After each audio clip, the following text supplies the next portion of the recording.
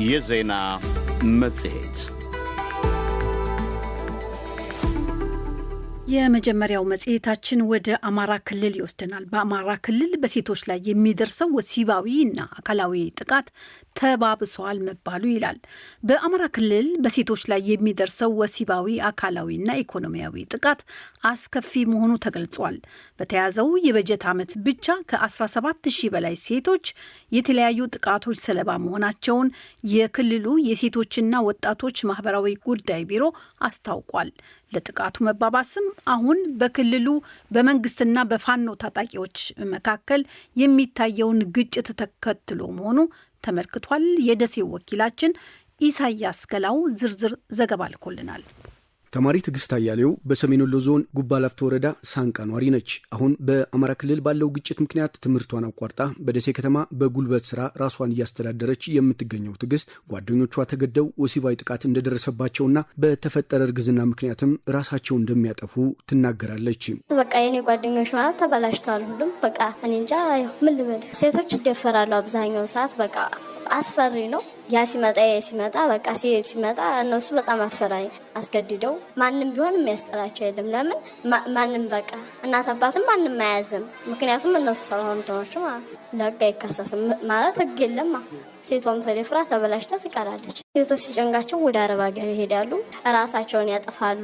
በተመሳሳይ መልኩ በአማራ ክልል ምስራቅ ጎጃም ዞን ከከተሞች በስተቀር ትምህርት በገጠር በመቋረጡ ሴቶች ለከፍተኛ ጾታዊ ጥቃት እንደተጋለጡ ስማቸው እንዳይጠቀስ የፈለጉ መምህር ይናገራሉ።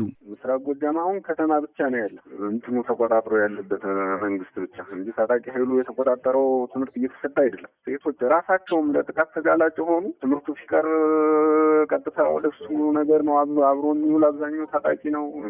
ወጣቱ ስራ አጣ እና የመጀመሪያው ገፊ ምክንያት ትምህርት መቅረቱ ነው። ምስራቅ ጎጃም ከከተማ ውጭ ሙሉ ስንቱ መጠራለህ በጣም ተቆጥተው በቃ በጣም የምትናደድ አልፎ 2 ወር 3 ወር ነው ይዝም ዘመድ ቢሆን የምትሰማ ጥቃት መኖሩ ስንት ጊዜው ነው። ከዚህ ቀደም በሴቶች ላይ የሚፈጸሙ ጥቃቶችን ሆነ ጎጂ ልማዳዊ ድርጊቶችን በመከላከል ረገድ የነበረን ጠንካራ ማህበራዊ ደንብ አሁን ላይ መተግበር ለመቻል የጸጥታ ሁኔታ ባለማስቻሉ በደቡብ ወሎ ዞን ወግዲ ወረዳ የሴቶች ጥቃት አገርሽቷል ሲሉ አቶ ኃይለ ሚካኤል አያሌው የወግዲ ወረዳ የወጣቶች ማህበራዊ ጉዳይ ጽህፈት ቤት የሴቶች ንቅናቄና ተሳትፎ ማደራጃ ስራ ሂደት አስተባባሪ ይገልጻሉ።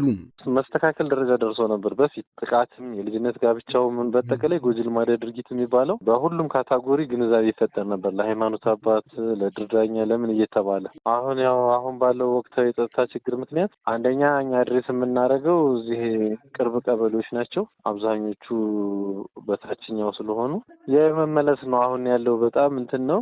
ጥፋተኛም መያዝ አልተቻለም። በደሴ ከተማም ሆነ ደሴ ዙሪያ ወረዳ ላይ በሴቶች ላይ የሚደርሱ ጥቃቶች ጨምሯል የሚሉት ስማቸው እንዳይጠቀስ የፈለጉ የስርዓተ ጾታ ባለሙያ ናቸው። ደሴ ከተማ ላይም ጨምሯል፣ ደሴ ዙሪያም እንደዛ። ስለ አገልግሎት ሰጪ ተቋማት እንዳሉ ሲታወቅ አሁን ያንን በማወቅ በፊት የማይወጡ ኬዞች አሁን ለሕክምናም ለምንም እየተባለ መምጣት ጀምረዋል። በፊት እንግዲህ ጉዳዩ ይኖርና ወይ ሰው ሪፖርት አያደርግም። አሁን ደግሞ አገልግሎት እንዳለ ስለሚታወቅ የሚመጡ ቁጥሮች ጨምረዋል። ከተማም ላይ ወረዳዎችም ላይ በአማራ ክልል በጾታዊ አካላዊና ኢኮኖሚያዊ ጥቃቶች ከ17,000 በላይ ሴቶች ተፈጽሞባቸዋል የሚሉት ወይዘሮ ደስታ ፈንቴ በአማራ ክልል የሴቶችና ወጣቶች ማህበራዊ ጉዳይ ቢሮ የሴቶች ዘርፍ ዳይሬክተር ናቸው። ጥቃት አለ። በዚህ በጀት ዓመት ስናይ የአስገድዶ መድፈር ጥቃት የደረሰባቸው ከ1,000 በላይ ሴቶች አሉ። ወይም ደግሞ የድብደባ ጥቃት የደረሰባቸውን በተመሳሳይ ከ3,000 በላይ ሴቶች አሉ። እንዲሁም ደግሞ ንብረት የተነጠቁ ወደ 13,000 ሴቶች አሉ። አሁን በአማራ ክልል እየተፈጸመ ለሚገኘው ጾታዊ ጥቃት በክልሉ ያለው ግጭት ምክንያት ነው የሚሉት ወይዘሮ ደስታ ጥቃት አድራሾችን ይዞ ለሕግ የማቅረብ ስራም እየተሰራ ነው ብለዋል። ግጭት እስካለ ድረስ ጥቃት አለ። አጥቂውም ቢሆን ይሄንን ተገን አድርጎ የጸጥታ ሁኔታውን ተገን አድርጎ ካጠቃ በኋላ ጥቃት ከፈጸመ በኋላ አስገድዶ ደፍሮም ንብረት ዘርፎም ደብድቦ አካል አጉድሎም ወደ ሌላኛው አካል ሄዶ የመደበቅም አለ እና ግጭቱ ለዚህ ምቹ ሁኔታ መሆኑ ማንኛውም ሰው የሚረዳው ጉዳይ ነው። ይሄ አሁን ቅድም እንዳልኩት እስከ 25 ዓመት እስከ 20 ዓመት እስከ 17 ዓመት እንዲወሰንባቸውና ቅጣት እንዲያርስባቸው በተመሳሳይ ስራ ሰርተናል ከፍትህ አካላት ጋር ተቀናጅተን። ለዶይቼ ቬለ ዘገባ ኢሳያስ ገላው። በምዕራብ ወለጋ ዞን ጊምቢ ወረዳ ቶሌ ቀበሌ ከዚህ በፊት ተፈናቅለው የነበሩ ዜጎች ጉምሱ ወደ ግብርና ስራ መግባታቸውን የገለጹ ሲሆን መኖሪያ ቤታቸው የወደመባቸውና በመጠለያ ውስጥ የሚገኙ ዜጎች ግን ለ8 ወራት ያህል ሰብአዊ ድጋፍ እንዳላገኙ አመልክተዋል። በወረዳው በግጭት ወቅት መኖሪያ ቤታቸው ሙሉ በሙሉ የወደመባቸው ሰዎች አሁንም በጊዜያዊ መጠለያ ጣቢያ ውስጥ እንዳሉ ነው የገለጹት። ከህዳር ወር ወዲህ ደግሞ ሰብአዊ ድጋፍ አላገኙም። እነዚህ የተመለሱ ዜጎች ግጭት ሸሽተው ወደ ደብረ ብርሃን በ2014 ሄደው የነበሩ ዜጎች ናቸው። የወረዳው አስተዳደር በበኩሉ የተፈናቀሉ ዜጎች ወደ መደበኛ ህይወት መመለሳቸውንና በአሁኑ ወቅት በማምረት ላይ እንደሚገኙ ገልጿል። መቋቋሚያ ወስደው ወደ ግብርና ስራ ለመግባት ፈቃደኛ ያልሆኑ ያላቸው ግለሰቦች ግን አሉ ሲል ነው የገለጸው። የአሶሳው ወኪላችን ነጋሳ ደሳለኝ ዝርዝሩን ይዟል።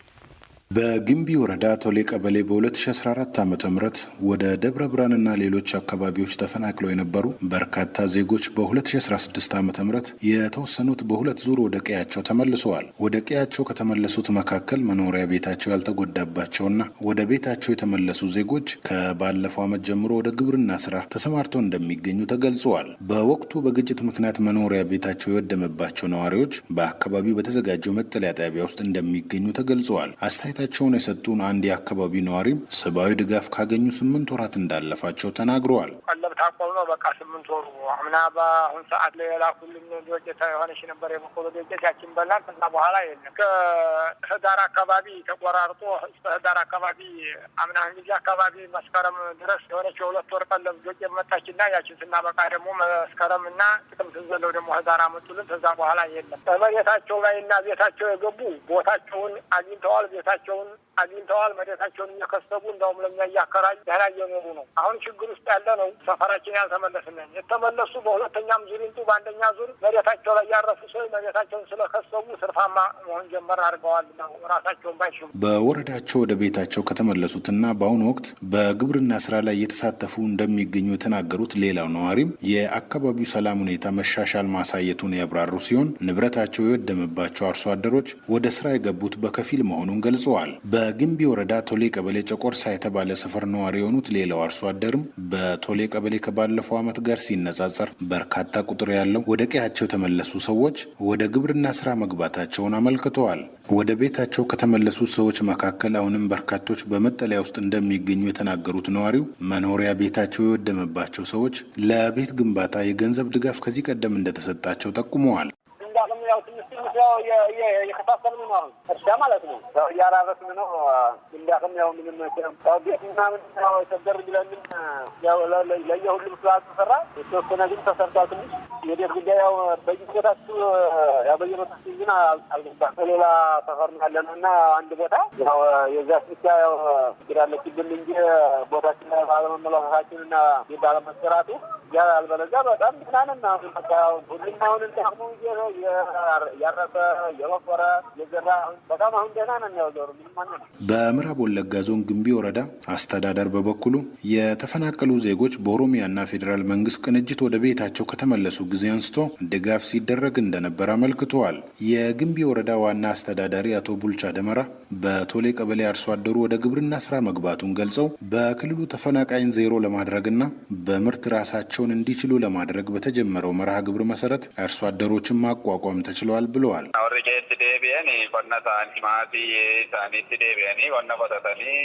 ወደ ቤታቸው የተመለሱ ሰዎች ወደ ማሳቸውም ተመልሰው እያረሱ ይገኛሉ። ቡሳ ጎኖፋ ኦሮሚያ ለረጅም ጊዜ ሁሉም ሰብአዊ ድጋፍ ሲያደርግ ነበር። አሁንም መንግስት በያዘው አቅጣጫ መሰረት ተፈናቃይ ተቋቁሞ ራሳቸውን በማስቻል ተፈናቃይን ዜሮ ማድረግ ነው። በዛ አካባቢ በስፋት እያረሱ ነው። አንዳንድ ሰዎች ወደ ግብርና መመለስ ያለመፈለግ ነገር አለ። ያለ ስጋት ሁሉም ወደ ስራ እንዲገባ አሳውቀናል። የኦሮሚያ ክልል መንግስት ባለፈው ዓመት በጨፌ ኦሮሚያ እንዳመለከተው በዚህ ዓመት የተፈናቀሉ ዜጎች ራሳቸውን እንዲችሉ ለማድረግና በክልሉ የተፈናቀሉ ዜጎች ቁጥርን ዜሮ ለማድረግ እንደሚሰራ ገልጾ ነበር። ለዲ ደብልዩ ዘገባ ነጋሳ ደሳለኝ ከአሶሳ። በኢትዮጵያ የዩናይትድ ስቴትስ አምባሳደር ኤርቪን ማሲንጋን ባለፈው ሳምንት መቀሌን በዚህኛው ደግሞ ጎንደርን ጎብኝተዋል።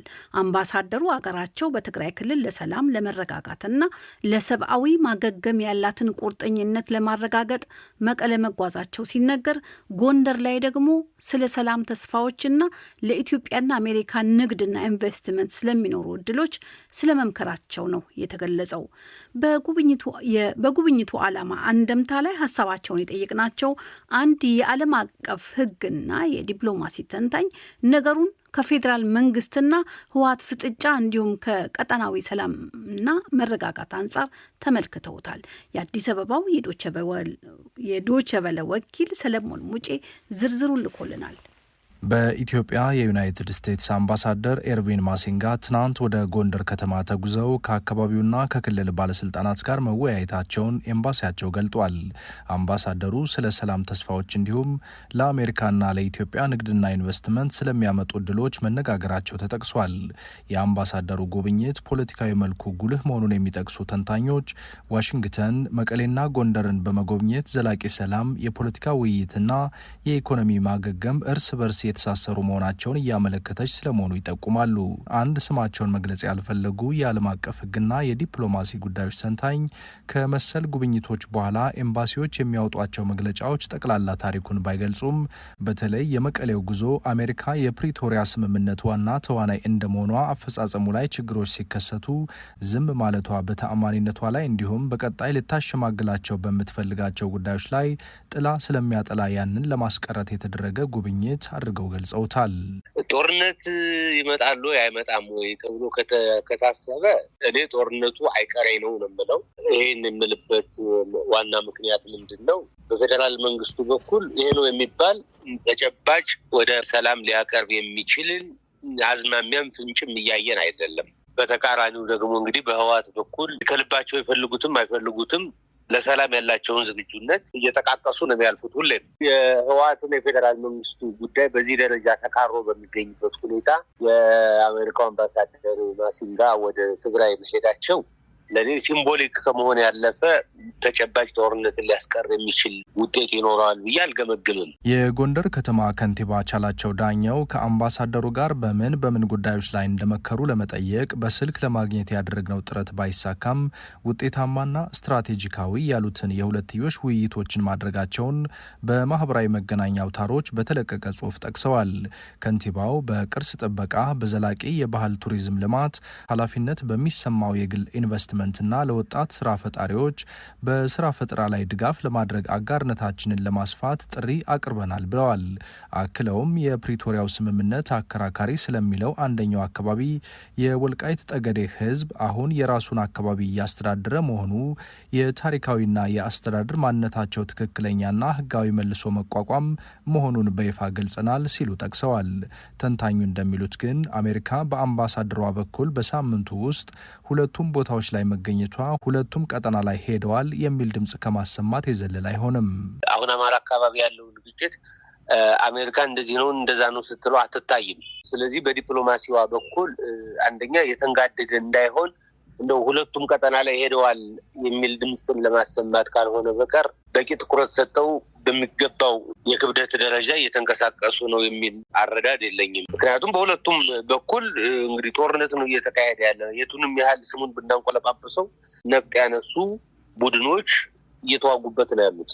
የሰው ህይወት እየተቀጠፈበት ነው ያለው። ከፍተኛ የሆነ ኢኮኖሚ ጫና እየፈጠረ ያለ ክስተት ስለሆነ ሁለቱንም በአቻነት ትኩረት ሰጥተውታል የሚል ግምገማ የለኝም። ይህ የአምባሳደሩ የሰሜን ኢትዮጵያ ከተሞች ጉብኝት የፌዴራል መንግስትና ህወሓቱ ውዝግብ ዳግም ባየለበት፣ በሌላ በኩል አዲስ አበባ ሀገራዊ ምክክር ጉባኤን በምታስተናግድበት ወቅት የኢትዮጵያ ፌዴራል መንግስት ጽምዶ የተባለ ጥምረት እንደተነሳበት ደጋግሞ በሚገልጽበት ማግስት የተደረገ ነው። ለዲፕሎማሲ ተንታኙ ግን ይህን የሱዳንና የኤርትራ መንግስታት ብሎም የህወሓትና የፋኖ ጥምረትን የሚያሳይ ተጨባጭ መረጃ የለም። እንግዲህ ፌዴራል መንግስቱ በጣም ትኩረት ከሰጣቸው ጉዳዮች መካከል ጉዳዩን ቀጠናዊ ነው የሚል እንድምታ እንዲኖረው አበክሮ እየሰራ ይመስለኛል። የዚህ አይነት ጥምረት አለ ወይ ብለህ ብትጠይቀኝ ይፋ የሆኑ የምናውቃቸው ነገሮች አሉ። በግልጽ በፌዴራል መንግስቱ ትኩረት መሰጠቱ ግን ምናልባት በቀጣይ በትግራይ ላይ ወይም በህወሓት ላይ ሊወስድ የሚችለውን እርምጃ ዓለም አቀፍ ይሁንታ ለማግኘት አስቀድሞ የዲፕሎማቲክ ስራ እየሰራ ይመስለኛል እንጂ በወታደራዊ ቋንቋ መሬት ላይ እዚህ ግባ የሚባል ተጨባጭ ለውጥ ያለ አይመስለኝም። በጋራ እነዚህ ሶስቱ አካላት እንደሚታመውም አራተኛው የኤርትራ መንግስትም ተጨምሮ የሆነ እንቅስቃሴ ውስጥ ገብተዋል የሚባለው ለኔ ተጨባጭ አይደለም። ለዲደብሊው ሰለሞን ሙጬ ከአዲስ አበባ። ነገ ቅዳሜ ሐምሌ 11 ቀን በትግራይ ክልል እየተፈጸመ ነው የተባለውን የወጣቶች አፈሳ የሚቃወም ሰላማዊ ሰልፍ ተጠርቷል። የትግራይ የሰላምና ለውጥ ምክር ቤት በአዲስ አበባ ስለጠራው ሰልፍ የአዲስ አበባው የዶቼ ቬለ ወኪል ስዩም ጌቱ ዝርዝር ይዟል። የፕሪቶሪያው የሰላም ስምምነት ሙሉ በሙሉ ተግባራዊ እንዲደረግ ወጣቶችን ለአፈሳና ለተለያዩ እንግልቶች መዳረግ በአስቸኳይ እንዲቆም ጦርነት ይብቃ የሚሉ ሀሳቦችን በማስተጋባት ለፌዴራል መንግስትና ለዓለም አቀፉ ማህበረሰብ ለማሳሰብ ያለመ ነው የተባለው ሰላማዊ ሰልፍ ነገ ቅዳሜ ሐምሌ 11 ቀን 2018 ዓ.ም አዲስ አበባ መስቀል አደባባይ ተጠርቷል። በአዲስ አበባና ዙሪያው የሚገኙ የትግራይ ክልል ተወላጆች በመስቀል አደባባይ በተጠራው ሰልፍ ድምፃቸውን እንዲያሰሙ ጥሪ ያቀረቡት የሰልፉ አዘጋጆች መላው የኢትዮጵያ ሕዝብም ከትግራይ ተወላጆች ጎን በመቆም ድምፅ እንዲሆን እንዲሁም በትግራይ ክልል የሚገኙ ወጣቶች በዕለቱ ከቤታቸው ባለመውጣት ለሰላም ጥሪው ድጋፋቸውን እንዲገልጹ ጠይቀዋል። ሰላማዊ ሰልፉ የተጠራው በትግራይ ለውጥ መምጣት አለበት የሚል የጋራ ዓላማን ባነገቡ መሰረታቸውን ትግራይ ክልል ያደረጉ የፖለቲካ ፓርቲዎች፣ ሲቪል ተቋማትና ስለ ትግራይ ጉዳይ ይመለከተናል ባሉ ሰዎች በተዋቀረው የትግራይ ሰላምና ለውጥ ምክር ቤት ነው በማለት ለዶቼ ቬለ አስተያየታቸውን የሰጡ የትግራይ ዲሞክራሲያዊ ስምረት ፓርቲ ጽህፈት ቤት የሚዲያና ኮሚኒኬሽን ኃላፊ አቶ ሀለፎ ምርኤ የዚህ ምክር ቤት ዓላማ በክልሉ ጊዜያዊ መንግስት እንዲመሰረት ማገዝም እንደሆነ ገልጸዋል። በትግራይ ያለው ሁኔታ የየራሳችን ፖለቲካ ይዘን የየራሳችን ፖለቲካ ድርጅቶች ከምናራምደው በአጠቃላይ ሰብሰብ ብሎ የፖለቲካ አጀንዳውን ለጊዜው አቆይቶ ትግራይ የህልውና ጉዳይ ገጠማት ወደ ሌላ ጦርነት ሊያስገባ ያስፈልገ ኃይል አለ። በዚህ ዙሪያ ውጭ ያለ ተወላጅም ትግራይ ውስጥም ያለ በተለያዩ የሀገሪቷ ክፍሎች ያሉ የትግራይ ተወላጆች ስለ ትግራይ ህልውና አጀንዳ አድርገው በትግራይ ለውጥ የሚመጣበት ለውጥ ከመጣ በአጠቃላይ ማለት ነው በትግራይ ውስጥ አቃፊ የሆነ መንግስት እንዲቋቋም ጊዜያዊ መንግስት ማለት ነው የሰላምና መረጋጋት ስራ መስራት ከዛ በኋላ ያለውን የፖለቲካ ድርጅቶች በየራሳቸውን ለህብረተሰቡ በማሳወቅ በማሳመን ደግሞ በሚካሄደው ምርጫ የተመረጠው ቋሚ መንግስት እስከሚመሰረት ድረስ ምክር ቤቱ እንዲመራው ነው። ቅዳሜ አዲስ አበባ ውስጥ በተጠራው ሰልፍ የስምረት ፓርቲ ሚና እንደ ማንኛውም የምክር ቤቱ አባል ፓርቲ ነው ያሉት አቶ ሀለፎም አሁን በአዲስ አበባ እየተጀመረ ያለው ሰላማዊ ሰልፍ በትግራይ ለውጥ እስኪመጣ ድረስ የሚቀጥል እንደሆነ ማስረድተዋል። እየተጀመረ ነው ያለው በትግራይ ያለውን ለውጥ እስከሚመጣ ድረስ ቅዳሜ ጀምሮ በየአቅጣጫው በተለይ ውጭ ሀገር ያሉ ዲያስፖራዎች አደረጃጀት ይዘው ለውጥ እስከሚመጣ ድረስ እንዲታገሉ ጥሪ የሚያቀርብ ነገር ነው። የስምረት ፓርቲ ከፍተኛ አመራሩ አቶ ሀለፎም በትግራይ የሰላምና ለውጥ ምክር ቤት የተጠራው ሰላማዊ ሰልፉ በትግራይ ክልል እየታየ ነው ያሉትን ቀውስ ለማስቆም የፌዴራል መንግስትና ዓለም አቀፉ ማህበረሰብ ኃላፊነታቸውን እንዲወጡ ለማሳሰብም ነው ብለዋል። አሁን የፌዴራል መንግስት ተፈናቃዮች ወደ ቦታቸው እንዳይመለሱ እንቅፋት የሆነ ኃይል አለኝ ይላል። ይህ ኃይል ከህዝቡ በላይ ስላልሆነ የሚያደናቅፍ ኃይል በመለየት ህዝቡን ስቃይን በማሳጠር መፍትሄ እንዲሰጥ አንድ ጥያቄያችን ነው። ሁለተኛው ጥያቄያችን ያለውን ደግሞ የኢትዮጵያ ህዝብ ይሄ ይመለከተዋል። የፌዴራል መንግስትም ጦርነትን አልፈልግም ብለው የወጡ ወጣቶች ስለሆኑ እንዳይከፋቸው፣ በተለያዩ የኑሮ ሁኔታ እንዳይጎዱ እገዛ እንዲያደርጉላቸው ጥሪ የሚያቀርብ ነው። የዓለም ማህበረሰብም ትኩረቱ ትግራይ ውስጥ እንዲያደርግ ይሄ ድንበር ተሻጋሪ ያለውን የፖለቲካ ጽምዶ የሚሉትን አሰራር የውጊያ ጽምዶ መሆኑን በግልጽ በመግለጽ ይሄ ደግሞ ጦርነት በፌዴራል መንግስት ለማወጅ እየተቋቋመ ነው። ይሄ የሻዕቢያ ፕሮጀክት ነው። ወደ አፈሳ ምናምንም እየገቡ ያሉት ይሄ ለምስራቅ አፍሪካ በአጠቃላይም የሰላም መደፍረስ አካሄድ ያለው ነው። አሁን የትግራይ ወጣቶች እየተሸጡ እየተከራዩ ሱዳን እየተዋጉ ነው ያሉት። በአዲስ አበባ ነገ ቅዳሜ ይካሄዳል የተባለውን ሰላማዊ ሰልፍ ህወሓት የብልጽግና መንግስት ያቀደው ጥቃት ነው ሲል ተቃውሞታል። በቅርቡ አስተያየታቸውን ለዶቼ ቬለ የሰጡ የህወሓት ቃል አቀባይ አቶ ሚካኤል አስገዶም የራሳችንን ህልውና አደጋ ለመከላከል ዝግጅት እያደረግን እንደሆነ እየገለጽን መጥተናል። በትግራይ ጦርነት ወቅት የተፈናቀሉ በመቶ ሺዎች የሚቆጠሩትን ተፈናቃዮች ወደ ቀያቸው ለመመለሳቸውን ህወሓት የፕሪቶሪያዊ ሰላም ስምምነት በፌዴራል መንግስት ሳይተገበር የቀረ ትልቁ ሽንቁር አድርጎ በተደጋጋሚ ያነሳልም። በትግራይ ለውጥ እንዲመጣ የሚጣራውን የነገውን የአዲስ አበባ ሰላማዊ ሰልፍ ባዘጋጀው ምክር ቤት ውስጥ አባል የሆነው የስምረት ፓርቲ አመራሩ አቶ ሀለፎም ግን የምዕራብ ጉዳይ አጀንዳው ከሆነ ኃይል የምዕራብ ጉዳይ የሚፈታው በህግና በህገ መንግስት ነው። አሁን ያለውን የፌዴራል መንግስት ጥርጣሬ በግልጽ ባያወራውም እነሱም በግልጽ መግለጫ ባያወጡም ምዕራብን ከፈቀድኩላቸውን ከሱዳን ጋር ተገናኝተው ደግሞ መሳሪያና ምናምን እያስገቡ ሀገሪቷን ይበጠብጧታል። በሰላማዊ መንገድ መሆን አለበት። የትግራይ ግዛታዊ አንድነት እንዲከበር ነው የምንፈልገው። አሁን ቡድን እያደረገው ያለው የምዕራብ ብቻ ነው አጀንዳ የሚያደርገው። ሻዕቢያ እስካሁን ድረስ ያለቀቀው መሬት ግን አለ። የኢሮብ መከታ አይጋ የሚባሉ ቀበሌ ገበሬ ማህበሮች ዛላምበሳም ሰፊ መሬት በሻዕቢያ ቁጥጥር ውስጥ ናቸው ያሉት። አሁን እኛ የምንፈልገው ሁሉንም ከውጭ የገባ ኃይል ካለ በትግራይ ግዛት መውጣት ነው ያለበት። ክልሉን መተዳደር ያለበት ጊዜያዊ መንግስት ስር ሆኖ ነው። አሁን የምዕራብ ጉዳይ ገባናል የሚሉ ሰዎች ሊኖሩ ይችላሉ። ይህም በህግ አግባብ ነው የሚፈታው ነው። ለዶይቼ ቬለ ዘገባ ስዩም ጌቱ ነኝ ከአዲስ አበባ። አድማጮች በመከታተል ላይ ያላችሁት ከዶይቼ ቬለ የሚሰራጨውን የምሽቱን የዜና መጽሔታችንን ነው። የመጨረሻው ዜና መጽሔታችን ወደ አሜሪካ ነው የሚወስደን። የዩናይትድ ስቴትሱ ፕሬዚዳንት ዶናልድ ትራምፕ ቻይና በአሜሪካ ምርጫዎች ላይ ጣልቃ ገብታለች በሚል ክስ አዲስ ምርመራ እንዲደረግ ጠይቀዋል።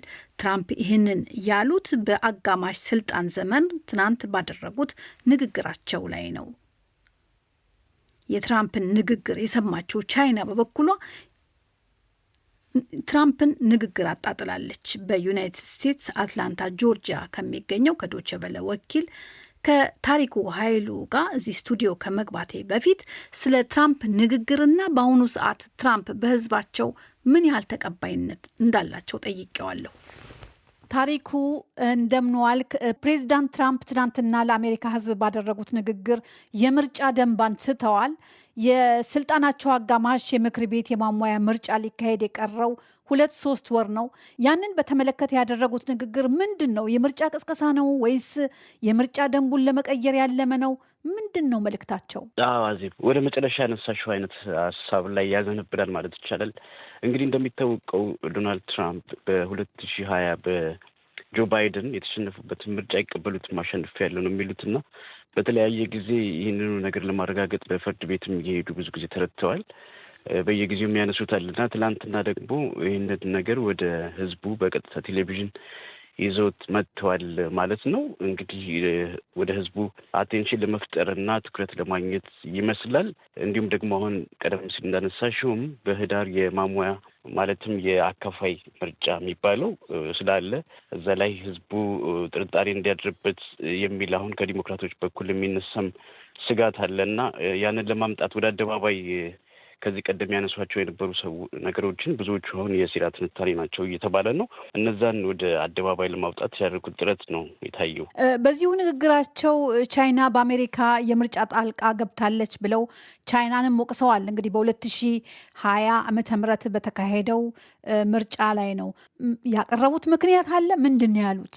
አዎ እንግዲህ ቻይና በ2020 ቀደም ሲል ዳንሳውት ምርጫ ጣልቃ እንደገባች እንዲሁም ደግሞ በዚህ በአሜሪካ ያለውንም ስርዓት ነው ዶናልድ ትራምፕ የተቹት።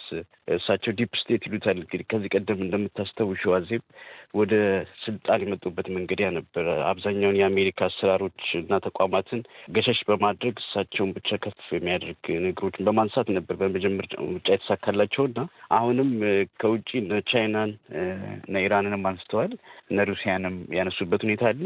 በሀገር ውስጥ ደግሞ እንደዚህ ዲፕ ስቴት የሚሏቸውን የአሜሪካ ተቋማት ምርጫን በማጭበርበር እንዲሁም ደግሞ የውጭ ጣልቃ ገብነት እንደተፈጸመ ነው የተናገሩት። ቻይናን የሚከሱት ግን እነዚህ ንግግሮቻቸው በሙሉ በማስረጃና በትክክለኛ ማረጋገጫ የተሰጣቸው እንዳልሆነ ነው የሚነገረው።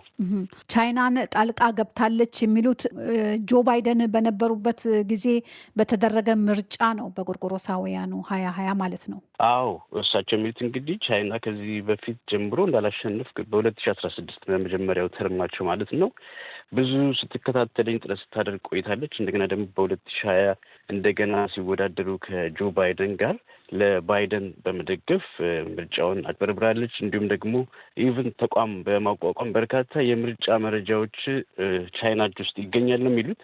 ግን አሜሪካ ውስጥ እንደሚታወቀው የምርጫ ሰነዶች የህዝብ ይፋ የተደረጉ ናቸው፣ ምንም ሚስጥር አይደሉም፣ ይታወቃሉ። እሳቸው ግን አላግባብ ቻይና ወስዳለች፣ የሀገሪቱም የስለላ ተቋማት ደግሞ ይህንን እንዲሸፈን አድርገዋል የሚል ጠንከር ያለ ክስን ያሰሙት። እንደው ፕሬዚዳንት ትራምፕ ግን እንደው በአገሪቱ ምን ያህል ነው ተቀባይነታቸው? እሱ ነው እንግዲህ ያዚህ ትልቁ ጥያቄ። አሁን የዚህ የኢራኑ ጦርነትም አለም ምንም እንኳን ትናንትና አላነሱትም እሱን እንዲሁ ደግሞ ያላቸው ተቀባይነት በየጊዜው በሚደረግ ግምገማ እየቀነሰና ዝቅ እያለ ነው። አሁን እንደምናየው ወደ 37% ነው እና ከብዙ የአሜሪካ መሪዎች እንደዚህ ወታች የወረደ ተቀባይነት ያገኘ መሪ የለም። የኢራንም ጦርነት እንደምታዩ ለመውጣት ከፍተኛ ጥረት እያደረጉ ነው። ብዙም አልተሳካላቸውም። ህዝቡ አይቀበለውም። የኢኮኖሚውም የኑሮ ውድነትም እየጋሸበ እየመጣ ስለሆነ ተቀባይነታቸው በጣም ዝቅ ያለ ነው በአሁኑ ሰዓት። አመሰግናለሁ። ታሪኩ ኃይሉ የዶናልድ ትራምፕን የአጋማሽ ጊዜን በተመለከተ ባደረጉት ንግግር ላይ ያደረግነው ቃለ ምልልስ ነበር። አመሰግናለሁኝ። እኔም አመሰግናለሁ አዜብ። አድማጮች፣ የምሽቱ የዜና መጽሔታችን እስከዚሁ ነበር።